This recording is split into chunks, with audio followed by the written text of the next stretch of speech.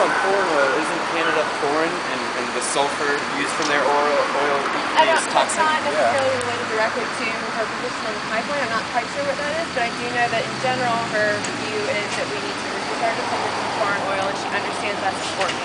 And so I'm happy to take back your concerns to Senator Hagan, so if you can share those with me, that'd be great. Well, she's been identified as one of 14 senators who was the one that's made the decision, but the whole thing complicates because the pipeline decision has been folded into a big transportation bill. So, but she's not committing one way or the other? Information that I have is she's really concerned about reducing dependence on foreign oil, but she understands it has to be done in a really environmental responsible way. Could you remind her that we voted for her based on her commitment to reducing our dependence and to addressing the reality of climate change, and that's why we voted for her, and some of us, like me, will not vote for her again if she caves on this issue. Got it. Okay. Thank you. I'm happy to pass that along. I guess really her legacy, in many ways, is what's at stake, given that you see Senator Burr being bought and sold by big oil, and NC will benefit in no way. We will actually suffer from the harmful pollutants that will be emitted from tar sands oil, and we highly suggest that she actually stand up to the Republicans and deny this earmark in such a way. I mean, we are jeopardizing the largest aquifer, the anyone want to help me with this one? Ogallala Aquifer. We don't need to jeopardize our heartland, and if she would be the leader that she claimed to be when she was elected, she will deny this permit. Okay. Anyone else? I do have something I want to say, and it's what I've been saying ever since I got involved in this whole tar sand thing, is that I'm a grandmother, and I'm looking to the future. This is a decision that's going to have enormous impact on future generations. Enormous impact. So I'm here to speak on behalf of that we need to be focusing on what's sustainable, what's healthy for the future, not contaminating the water. 4 barrels of clear water for 1 barrel of dirty oil. That's before you even use all the natural gas. So it's not sustainable. It's not clean. It's very unhealthy for the future. And think of North Carolina. The biggest impact in North Carolina of tar sands is climate change.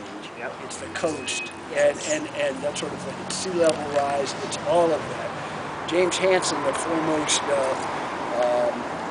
environmental expert on climate change, working for NASA, says if we burn the tar sands oil, it's game over for climate change. If we burn all that stuff. So it's not about energy independence, it's about climate change. No, to also get back at 2 different points. First, jobs. TransCanada has done a significant lobbying effort to undermine the actual facts that this will not create real American jobs. It will create temporary ones for it to be shipped through the United States. Now, this pipeline can't break, much like the Keystone one currently in place, which has actually broken 12 times in the last 13 months. This will move 500 times that amount, and that spill is about bringing a Deepwater Horizon-like situation to our heartland. Now, North Carolina represents this and sees this in many ways. In less than 12 hours, we managed to get together over 2,100 signatures. I'd like to pass on to the senator and encourage her to stand up again for what she had claimed in her original platform as a sustainable progressive. Great, I have time for 2 more comments. I would like you to take this, please. This is from the North Carolina Interfaith Power and Light. That is their policy statement on the tar sands. Okay, great. And this is also one of the what information business is about. Okay, great. Why this And is such I'm a very last grateful comment. to Senator Hagan. As you point out, she apparently does understand climate change, and I expect that to be reflected in her vote today. If she really does understand it, she will vote no. If she votes for it, she's obviously not aware of what the significance of this pipeline is. Well, thank you guys for coming by, and I'll give Thank these you to for the listening senator. to us. We took these notes. We took notes. How many people? Total number of people.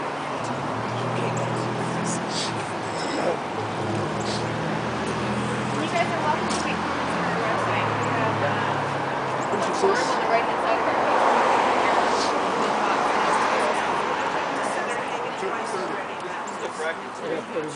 There is. Thanks, y'all. Thank you. Thank you. Thank you. Thank you. I think, I got one thing to say. Well, we'll leave that. I was trying to do. You can tell us. You can tell all here. We'll listen. If I might, That was a pretty quick response to say decrease dependence on foreign oil, even though this is foreign oil. I think we deserve a sustainable and clean energy future. If you guys want to join, I know a number of us are going to take over the sidewalk here for a bit with banners.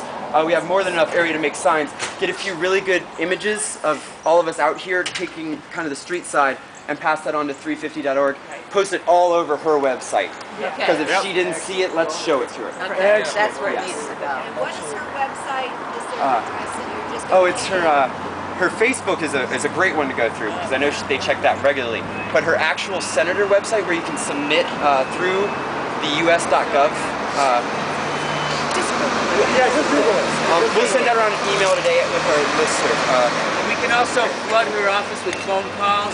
We can call her like right now. I have her number with me right now if anybody wants it. It's 292-225-3121, and just see me if you want the number repeated again. And You can email call her now. all your networks to do this calling. I started that yesterday. And Rachel, you said personal calls.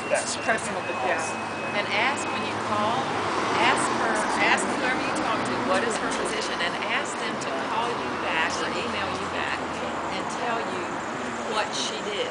Because I've been told again by another politician that is a lot more, that gets their attention a lot more than if you just call and say, 5 words. Harry, give that number again, would you? Yeah, it's 292-225.